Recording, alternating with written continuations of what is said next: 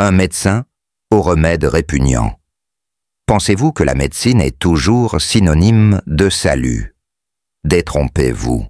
Guy de Chauliac, chirurgien, du XIVe siècle, utilisait des sangsues et du caca pour soigner ses patients. Aimez, abonnez-vous et laissez un commentaire pour partager vos pensées et propager cette histoire terrifiante. Imaginez-vous dans l'Europe médiévale, où la peste noire ravage les villes, laissant des corps entassés dans les rues. Guy de Chauliac, né vers 1300, à Chauliac en France, était considéré comme le père de la chirurgie moderne. Son traité « Chirurgia Magna » 1363 est un pilier de la médecine médiévale traduit dans plusieurs langues et utilisé pendant des siècles. Mais derrière ce savoir encyclopédique se cachait un personnage historique étrange, obsédé par des remèdes si répugnants qu'il ferait frémir même les plus courageux. Dans les salles sombres des hospices d'Avignon, où il servait comme médecin des papes Chauliac, appliquait des sangsues sur les plaies infectées, croyant qu'elles aspiraient le mauvais sang. Cette pratique, bien que courante, était déjà terrifiante pour les patients, dont la peau était couverte de ces créatures visqueuses. Mais ce qui choquait davantage était son usage d'excréments humains. Dans ses écrits, Chauliac décrit comment il mélangeait du caca avec des herbes, du miel ou du vin pour créer des cataplasmes, convaincus que leur chaleur naturelle pouvait guérir les blessures. Les archives des hôpitaux d'Avignon rapportent des scènes où les patients, souvent des paysans illettrés, hurlaient de dégoût en sentant l'odeur fétide de ces mixtures appliquées sur leurs plaies ouvertes. Pourquoi un homme si érudito s'adonnait-il à des pratiques aussi répugnantes? À l'époque, la médecine était imprégnée de superstitions. Les médecins croyaient en la théorie des humeurs, où le corps devait être équilibré par des moyens extrêmes. Les excréments, considérés comme une substance chaude dans la médecine humorale, étaient vus comme une source de vie. Les analyses modernes suggèrent que Chauliac, bien qu'innovant, était prisonnier des croyances de son temps. Certains psychologues émettent l'hypothèse d'une fascination morbide pour la décomposition, peut-être liée à l'omniprésence de la mort pendant la peste noire, qui tua près de 50% de la population européenne. Les patients n'avaient souvent d'autre choix que d'accepter ces traitements. Les nobles, bien que méfiants, respectaient Chauliac pour sa réputation. Il avait soigné des papes comme Clément VI et était admiré pour son courage face à la peste restant à Avignon quand d'autres fuyaient. Mais des rumeurs circulaient. Certains disaient qu'il collectait les excréments des condamnés à mort, croyant qu'il possédait une énergie vitale unique. D'autres murmuraient qu'il expérimentait sur des corps encore chauds, cherchant des réponses dans les entrailles des défunts. Chauliac n'était pas seulement un médecin. Il était un homme de son temps, mêlant science et superstition. Ses méthodes, bien qu'efficaces dans certains cas, les sangsues réduisant effectivement l'inflammation, étaient souvent plus terrifiantes que les maladies elles-mêmes.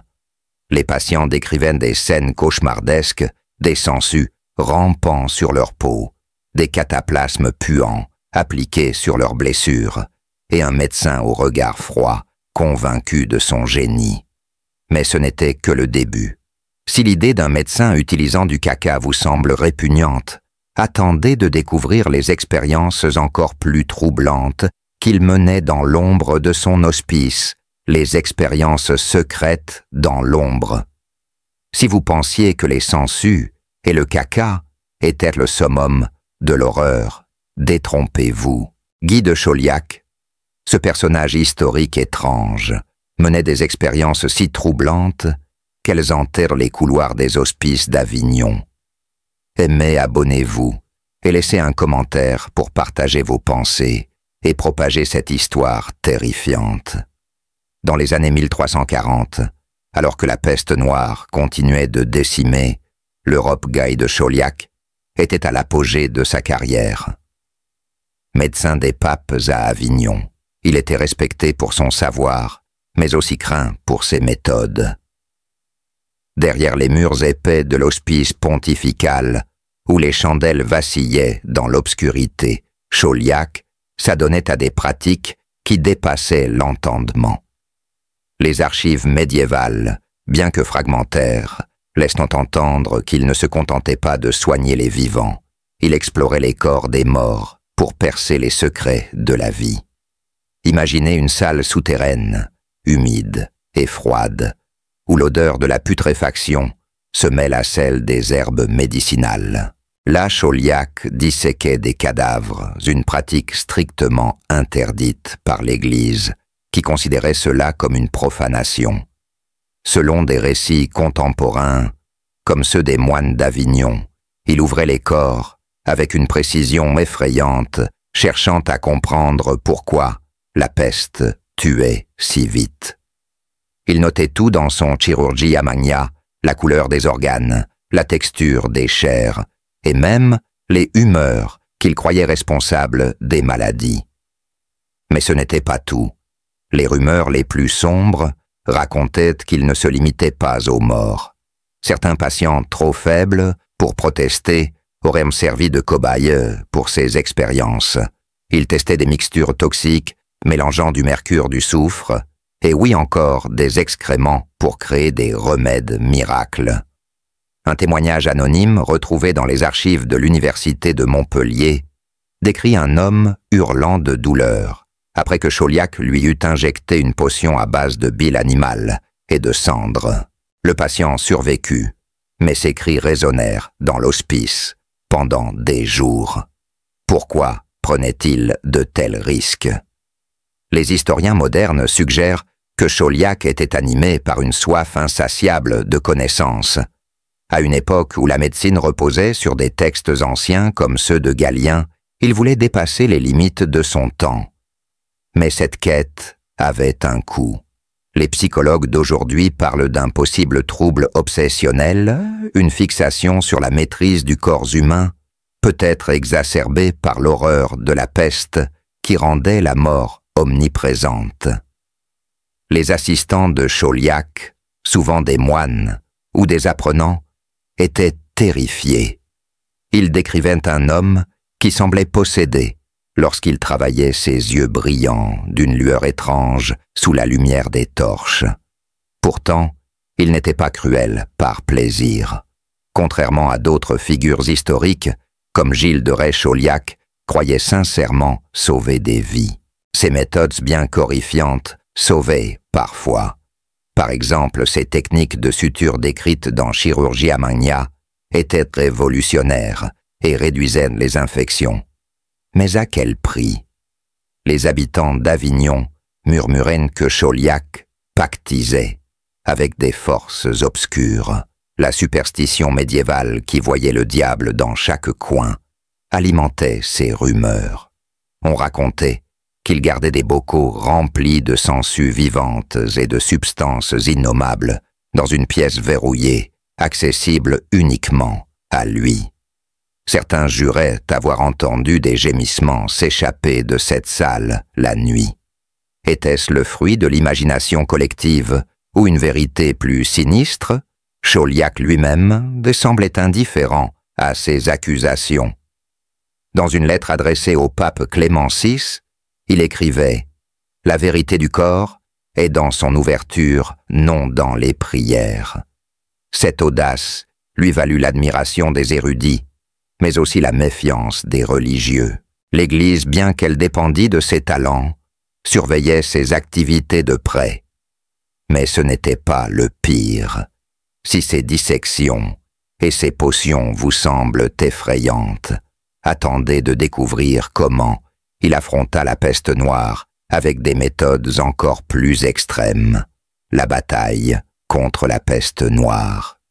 Comment un homme peut-il affronter la mort elle-même avec des remèdes plus terrifiants que la maladie? Guy de Chauliac, ce personnage historique étrange, à défier la peste noire avec des méthodes si extrêmes qu'elles ont marqué les esprits à jamais. Aimez, abonnez-vous et laissez un commentaire pour partager vos pensées et propager cette histoire terrifiante. En 1348, la peste noire s'abat sur Avignon comme une malédiction divine. Les rues jadis animées se transforment en charniers. Les corps s'entassent, l'odeur de la décomposition imprègne l'air et la peur règne. Alors que de nombreux médecins, Fuin-Guy de Chauliac reste médecin personnel du pape Clément VI. Il se tient au cœur de l'épidémie, déterminé à combattre ce fléau. Mais ses méthodes, décrites dans son Chirurgia Magna, oscillent entre génie et horreur, faisant de lui un personnage historique étrange, dont les actes suscitent autant d'admiration que de dégoût. Imaginez-vous dans un hospice bondé, où les gémissements des mourants se mêlent aux prières des moines.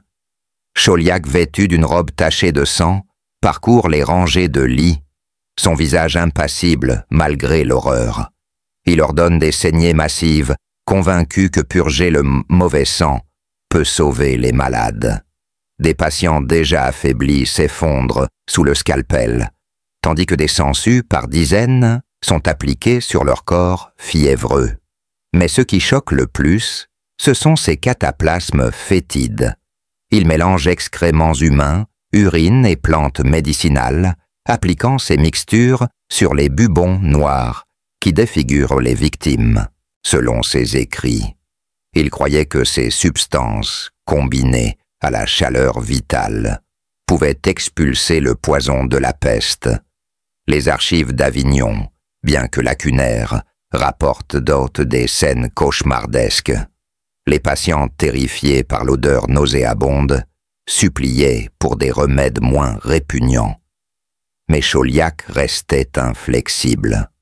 Un témoignage anonyme retrouvé dans les registres de l'hospice raconte l'histoire d'une jeune femme dont les bubons furent incisés et remplis d'un mélange d'excréments et de vin.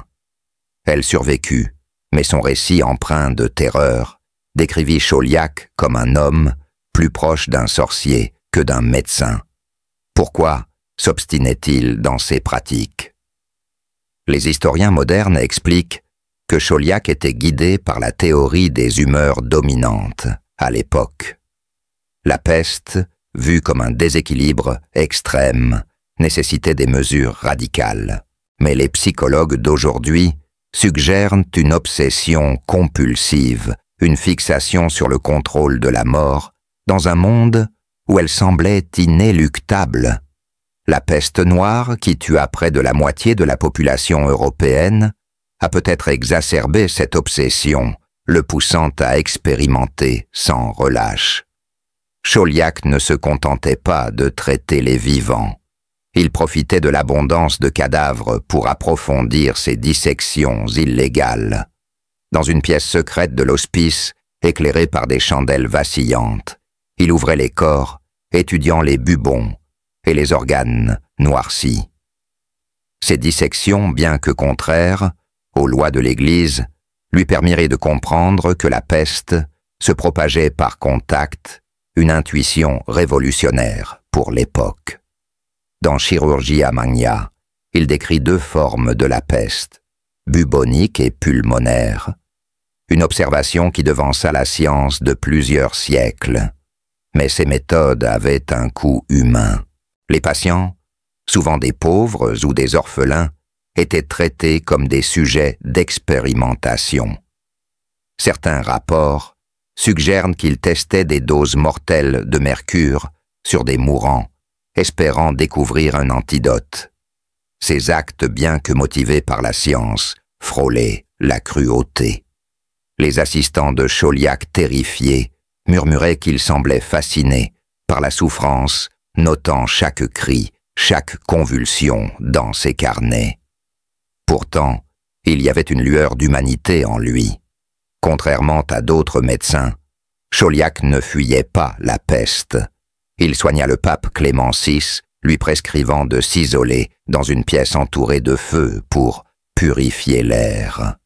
une mesure qui par chance limita les contacts et sauva le pontife. Cette décision renforça sa réputation, mais elle ne dissipa pas les soupçons. Les habitants d'Avignon superstitieux voyaient en lui un homme maudit, un sorcier manipulant des forces impies.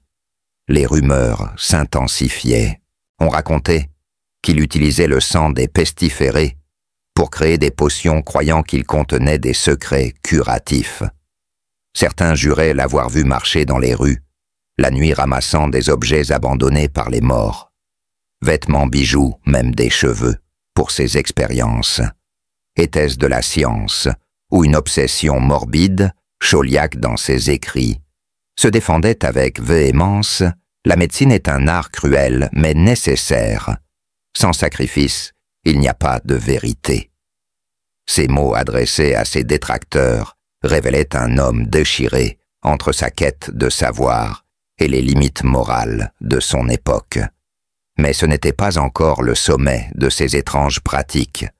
Si ces remèdes contre la peste vous semblent effrayants, attendez de découvrir comment il tenta de défier la mort elle-même dans ses travaux les plus audacieux. L'obsession de défier la mort. Un médecin peut-il défier la mort elle-même? Guy de Chauliac. Ce personnage historique étrange croyait pouvoir repousser les limites de la vie avec des pratiques si audacieuses qu'elles frôlaient la sorcellerie. Aimez, abonnez-vous et laissez un commentaire pour partager vos pensées et propager cette histoire terrifiante. Au cœur des années 1350, après avoir survécu à la peste noire, Guy de Chauliac était plus déterminé que jamais à percer les mystères du corps humain. À Avignon, où il continuait de servir les papes, son hospice était devenu un lieu de fascination et de terreur. Les murs épais cachaient des expériences qui, même pour l'époque, semblaient défier la raison. Chauliac ne se contentait plus de soigner ou de disséquer. Il cherchait à comprendre l'essence même de la vie, flirtant avec des idées qui auraient pu le conduire au bûcher. Imaginez une pièce obscure, éclairée seulement par des chandelles dont la cire goutte sur des tables de pierre.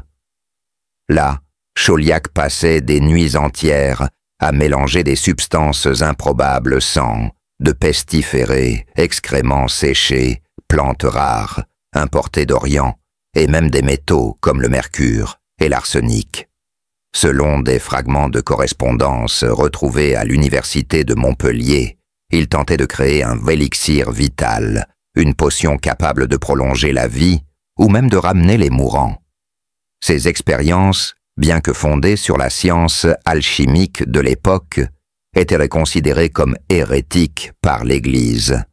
Les archives parlent d'un incident particulièrement troublant. Un jeune garçon atteint de fièvre mortelle fut soumis à un traitement expérimental.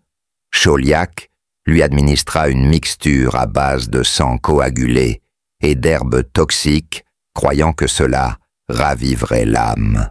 Le garçon survécut quelques jours, mais ses convulsions et ses cris terrifièrent les moines présents. Ce genre d'expérimentation décrit dans des notes marginales de Chirurgia Magna montre à quel point Chauliac était prêt à repousser les limites éthiques pour atteindre ses objectifs. Pourquoi un homme aussi savant prenait-il de tels risques? Les historiens modernes suggèrent que Chauliac était tenté par l'impuissance face à la peste noire. Ayant vu des milliers de patients mourir sous ses yeux, il développait une obsession quasi pathologique pour la victoire sur la mort.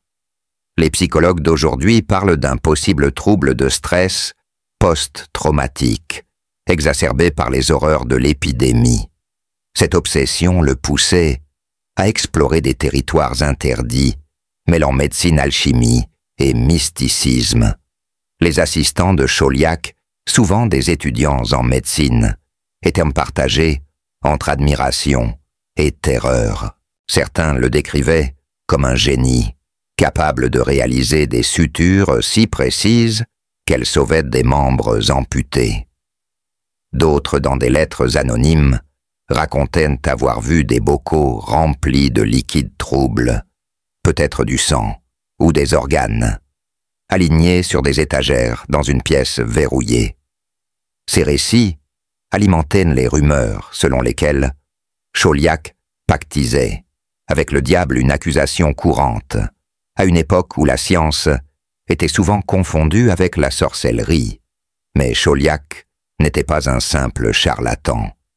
Ses travaux sur la fracture des os et la réduction des luxations détaillées dans Chirurgia Magna étaient révolutionnaires. Il utilisait des attelles sophistiqués et des techniques de traction qui préfiguraient la chirurgie orthopédique moderne. Pourtant, même ces avancées étaient entachées par ses méthodes extrêmes. Par exemple, il testait ses théories sur des condamnés à mort, leur offrant une chance de survie en échange de leur participation à ses expériences. Beaucoup mouraient dans d'atroces souffrances, leur corps servant ensuite à ses dissections. Les habitants d'Avignon, déjà terrifiés par la peste, voyaient en Chauliac une figure ambiguë. Pour certains, il était un sauveur, ayant soigné des papes et des nobles. Pour d'autres, il était un monstre manipulant des substances impures et défiant les lois divines. Une anecdote raconte qu'un prêtre refusa de bénir son hospice, convaincu que les âmes des morts y erraient encore troublées par ces dissections. Dans une lettre adressée à un collègue médecin à Paris, Chauliac écrivait « Si nous ne comprenons pas la mort, comment pouvons-nous préserver la vie ?» Ces mots révèlent un homme déchiré entre sa foi et sa soif de savoir. Il croyait que chaque expérience, même la plus extrême, était justifiée par la quête de vérité. Mais son audace ne s'arrêtait pas là. Si ces élixirs et ces dissections vous semblent troublants, attendez de découvrir comment il tenta de manipuler l'esprit des patients pour les guérir. La manipulation de l'esprit et de l'âme. Un médecin peut-il guérir en jouant avec l'esprit Guy de Chauliac? Ce personnage historique étrange croyait que la peur et la foi pouvaient être des remèdes aussi puissants que ses sangsues.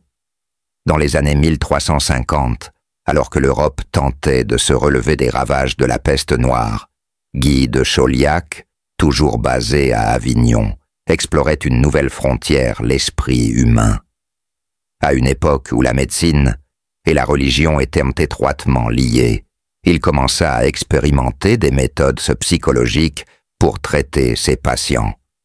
Ses écrits dans Chirurgia Magna laissent entendre qu'il considérait la terreur, la suggestion et même la superstition comme des outils thérapeutiques. Pour ce personnage historique, étrange, l'âme était aussi importante que le corps dans le processus de guérison. Imaginez une salle d'hospice où les murs résonnent des prières des moines et des cris des malades. Chauliac, avec son regard perçant et sa voix grave, s'approchait des patients mourants, non pas avec des scalpels ou des sangsues, mais avec des mots. Il leur parlait de visions divines, de châtiments célestes ou de promesses de rédemption s'ils survivaient. Selon des récits de l'époque conservés dans les archives pontificales d'Avignon, il utilisait des techniques proches de l'hypnose, plongeant les patients dans un état de transe pour apaiser leur douleur ou stimuler leur volonté de vivre. Mais ces méthodes allaient bien au-delà. Chauliac croyait que la peur pouvait purger l'âme. Dans certains cas, il organisait des mises en scène macabres pour choquer ses patients. Par exemple, il plaçait des crânes humains ou des ossements près des lits, affirmant qu'ils représentaient la mort imminente si le patient n'obéissait pas à ses traitements. Une anecdote rapportée par un moine anonyme décrit comment Chauliac, pour convaincre une femme atteinte de fièvre de prendre une potion à base d'excréments, lui raconta une histoire terrifiante. Si elle refusait, son âme serait condamnée à errer parmi les pestiférés pour l'éternité. La femme tremblante accepta le remède et survécut mais elle ne parla plus jamais de son expérience. Pourquoi un médecin aussi savant s'adonnait-il à de telles pratiques? Les historiens modernes suggèrent que Chauliac comprenait intuitivement le pouvoir de l'effet placebo. À une époque où les traitements médicaux étaient souvent inefficaces, il utilisait la psychologie pour donner à ses patients un espoir même artificiel. Les neuropsychologues d'aujourd'hui notent que ces méthodes, bien que primitives, préfiguraient les thérapies cognitives modernes, où la suggestion joue un rôle clé. Cependant, cette manipulation mentale avait un côté sombre. Certains patients, terrifiés par ces mises en scène, sombraient dans une panique incontrôlable. Un témoignage retrouvé dans les registres de l'hospice raconte l'histoire d'un homme qui, après avoir été confronté à un squelette brandi par Chauliac, fut saisi de convulsions si violentes qu'il mourut d'épuisement. Chauliac, loin de s'en émouvoir, nota dans ses carnets que la peur excessive peut tuer, mais la peur maîtrisée peut sauver. Ces mots révèlent un homme fasciné par les limites de l'esprit humain, prêt à les tester, même au prix de vie. Les assistants de Chauliac étaient déconcertés. Certains admiraient son audace, voyant en lui un pionnier qui osait explorer l'inconnu. D'autres, plus superstitieux, le soupçonnaient de sorcellerie. À l'époque, la frontière entre science et magie était floue, et ces pratiques, mélange de médecine-alchimie et manipulation psychologique, alimentaient les rumeurs. Les habitants d'Avignon murmuraient qu'il pouvait parler aux âmes ou même les contrôler. Une légende locale affirmait qu'il avait guéri un noble en lui faisant croire qu'il était possédé par un démon, puis en chassant ce démon avec une potion nauséabonde. L'Église, bien que dépendante de ses talents, commençait à s'inquiéter. Les prêtres d'Avignon, déjà méfiants de ses dissections, voyaient dans ces manipulations mentales une intrusion dans le domaine de Dieu. Dans une lettre au pape Innocent VI, un clerc décrivit « Chauliac soigne le corps, mais qui protège les âmes qu'il tourmente ». Pourtant, Chauliac continuait convaincu que ces méthodes, bien que controversées, étaient nécessaires. Ses écrits révèlent une fascination pour la dualité corps-esprit. Il notait que les patients qui croyaient en leur guérison survivaient plus souvent, même avec des remèdes douteux, comme ces cataplasmes d'excréments. Cette observation révolutionnaire, pour l'époque, montre à quel point il était en avance sur son temps.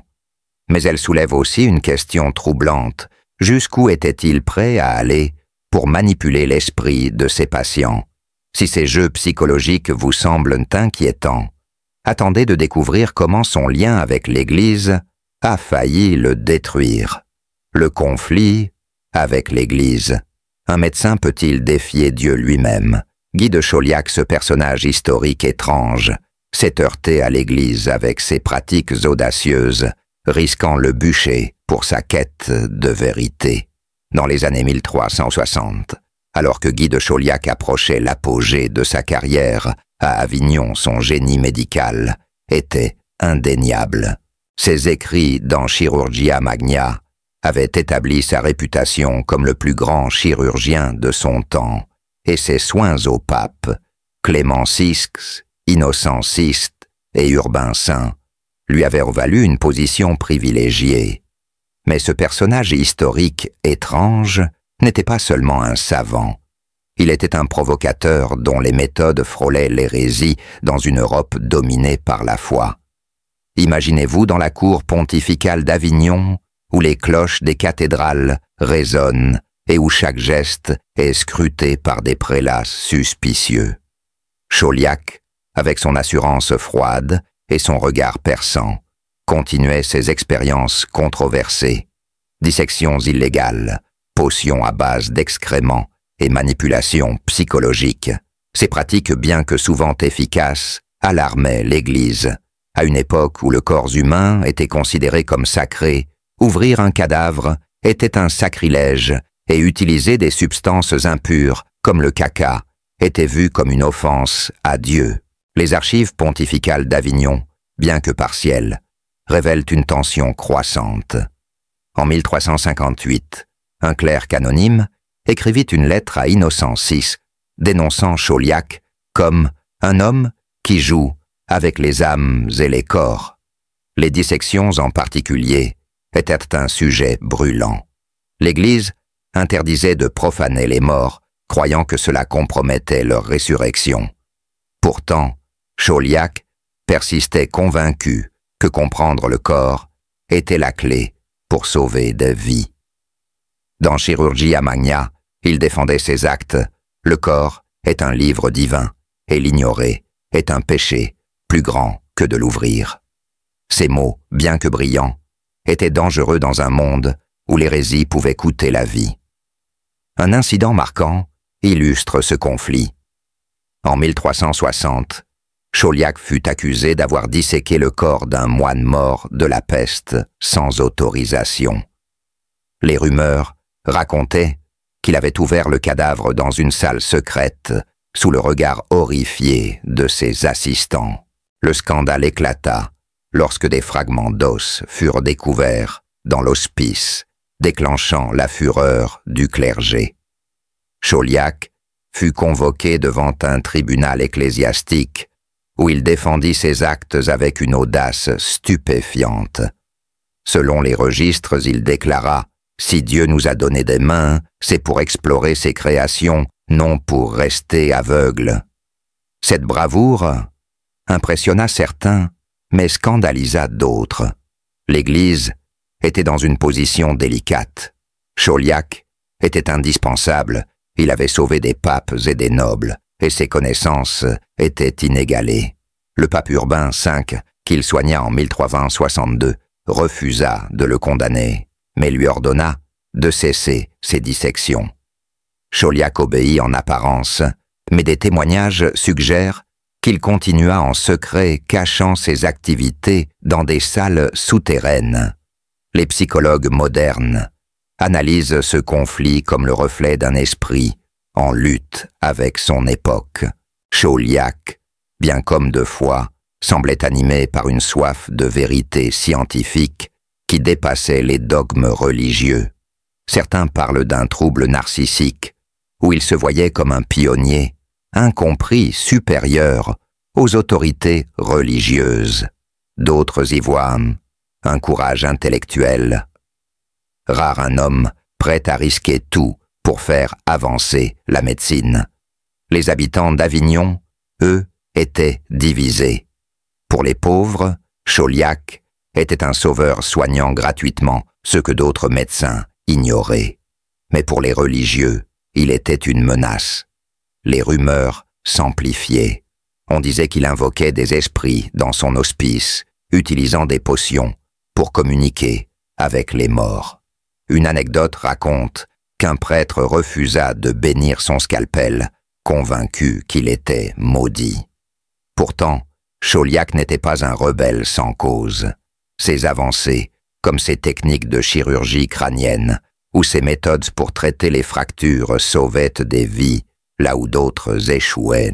Mais son obstination à défier l'Église le plaçait sur une corde raide. Chaque dissection, chaque potion fétide était un pas de plus vers un possible châtiment. Ce conflit avec l'Église ne fut pas sans conséquences. Si son audace face au prélat vous semble impressionnante, attendez de découvrir comment ces pratiques ont influencé la culture médicale de son temps. L'héritage culturel et médical. Un médecin peut-il changer le cours de l'histoire avec des méthodes répugnantes? Guy de Chauliac, ce personnage historique étrange, a laissé une empreinte indélébile sur la médecine et la culture médiévale, malgré ses pratiques choquantes. Dans les années 1360, alors que Guy de Chauliac entrait dans la dernière décennie de sa vie, son influence s'étendait bien au-delà des murs de l'hospice d'Avignon. Son traité Chirurgia Magna, achevé en 1363, était devenu une référence incontournable pour les médecins à travers l'Europe.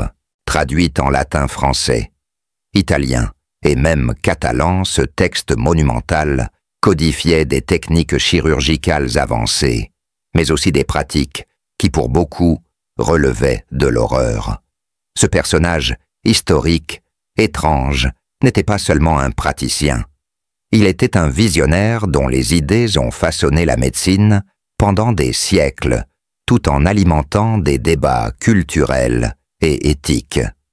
Imaginez une salle d'études à l'université de Montpellier, où de jeunes médecins penchés sur des manuscrits découvrent les écrits de Chauliac. Ils apprennent comment réduire une fracture avec des attelles, suturer une plaie pour éviter l'infection, ou même opérer un crâne fracturé, des techniques révolutionnaires pour l'époque. Mais ils frémissent en lisant ces recommandations sur l'usage des sangsues, des cataplasmes d'excréments ou des potions à base de mercure.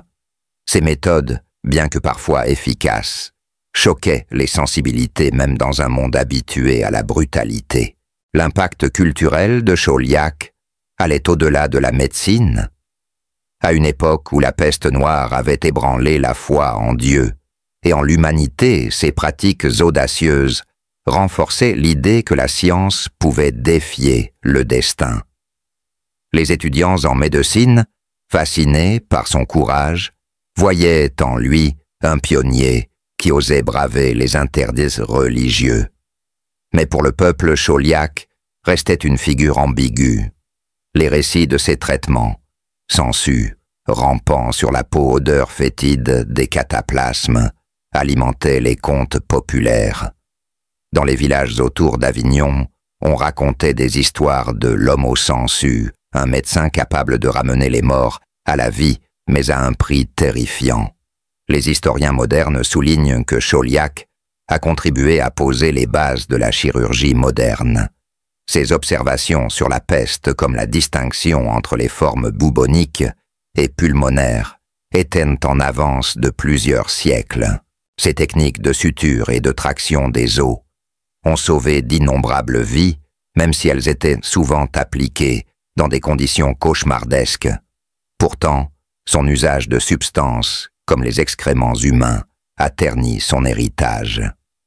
Les chercheurs d'aujourd'hui notent que ces pratiques bien horrifiantes reflétèrent la compréhension limitée de l'époque où la théorie des humeurs dominait. Sur le plan culturel, Chauliac a aussi influencé la perception de la médecine. En défiant l'Église avec ses dissections et ses expériences, il a ouvert la voie à une séparation progressive entre science et religion. Les psychologues modernes suggèrent que son obstination à explorer l'inconnu pourrait indiquer une personnalité obsessionnelle incapable d'accepter les limites imposées par son temps. Cette audace a inspiré des générations de médecins, mais elle a aussi semé la peur. Les archives de l'université de Montpellier révèlent que même après sa mort, les étudiants débattaient de ses méthodes. Certains le voyaient comme un héros, d'autres comme un fou dangereux. Une anecdote raconte qu'un professeur en 1370 refusa d'enseigner les chapitres de Chirurgia Magna sur les cataplasmes d'excréments, les qualifiant de « diaboliques ». Pourtant, ces mêmes chapitres étaient étudiés en secret par ceux qui cherchaient à repousser les limites de la médecine. L'influence de Chauliac s'étendait aussi aux cours royales. Ces techniques chirurgicales furent adoptées par les médecins de France, d'Italie et d'Espagne, transformant la manière dont les blessures de guerre étaient traitées. Mais son héritage culturel était double. Il était à la fois un sauveur et un monstre. Les contes populaires d'Avignon le dépeignaient comme un sorcier manipulant des forces obscures, tandis que les érudits le vénéraient comme un pionnier. Cette dualité reflète l'essence même de Chauliac, un homme déchiré entre la science et la superstition, entre le génie et l'horreur. Ses écrits, bien que remplis de pratiques répugnantes, contenait une vérité universelle. La médecine exige des sacrifices. Mais à quel prix? Si l'impact de Chauliac sur la médecine vous fascine, attendez de découvrir la vérité choquante sur ses dernières années et son héritage maudit. La fin tragique et le secret final.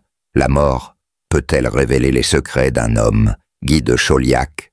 Ce personnage historique étrange a emporté avec lui un mystère si troublant qu'il hante encore l'histoire. Vers 1368, Guy de Chauliac, alors âgé d'environ 68 ans, approchait de la fin de sa vie à Avignon. Le chirurgien légendaire dont le Chirurgia Magna avait transformé la médecine était devenu une figure à la fois vénérée et crainte.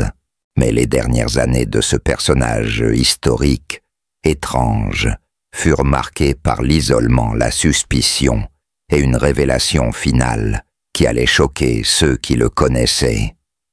Imaginez une chambre sombre dans l'hospice pontifical, où Chauliac, affaibli par l'âge et les années passées au milieu des pestiférés, rédige ses dernières notes. Ses mains tremblantes tiennent une plume, mais ses yeux brillent encore d'une détermination farouche.